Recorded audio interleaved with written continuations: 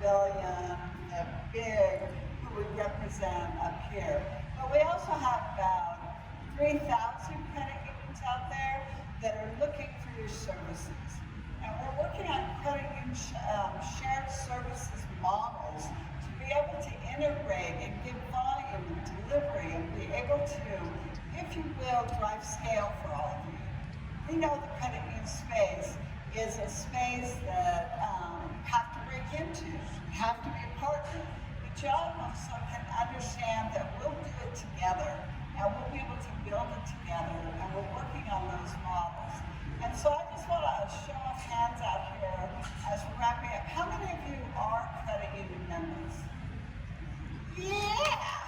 Okay, hold it up for a second. I'm going to take a quick picture. All right? This is what we're going to tell money for money. All right? Look at this group. You know? Woo! So, we're working with Money 2020 to bring our credit union space here.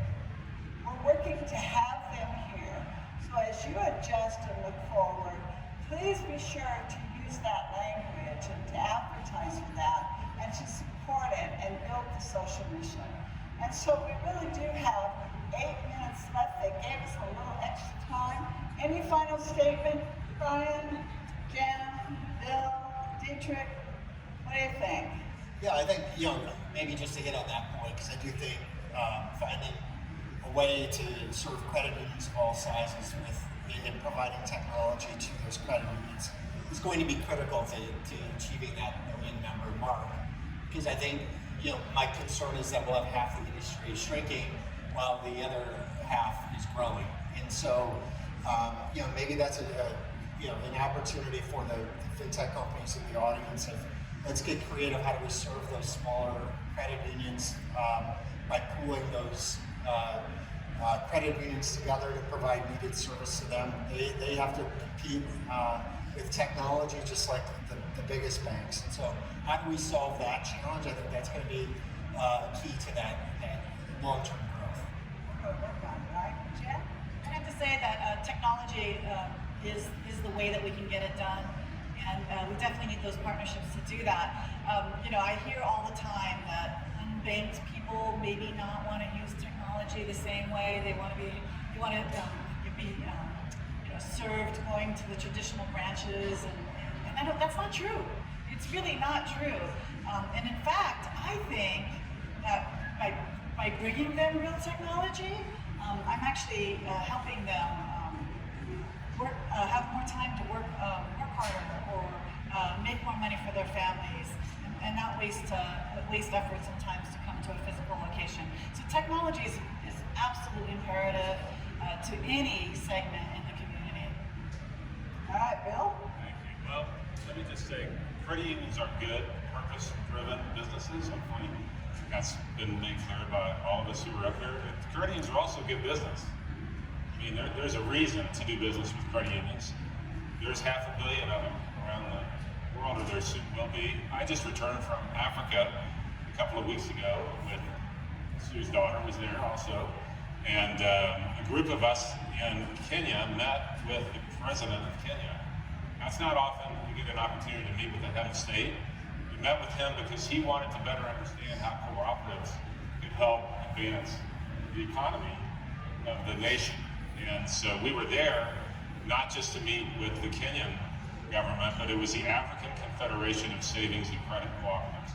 They call them SACCOs in Africa, but they're credit unions, they're not-for-profit financial cooperatives.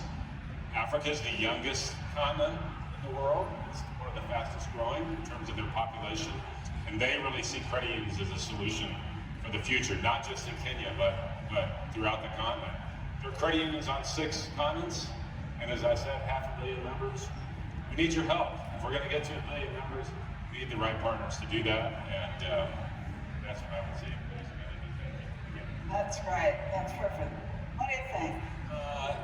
Just a privilege to be up here with these folks, and I think all of the credit unions will be partners and are going to take this on together. So if you need an anchor, a bigger credit union to anchor the effort so that you can then extend capabilities to others. I mean, that's sort of TruStage provides a lot of that for us, but we're very interested in those kind of partnerships, opportunities as well.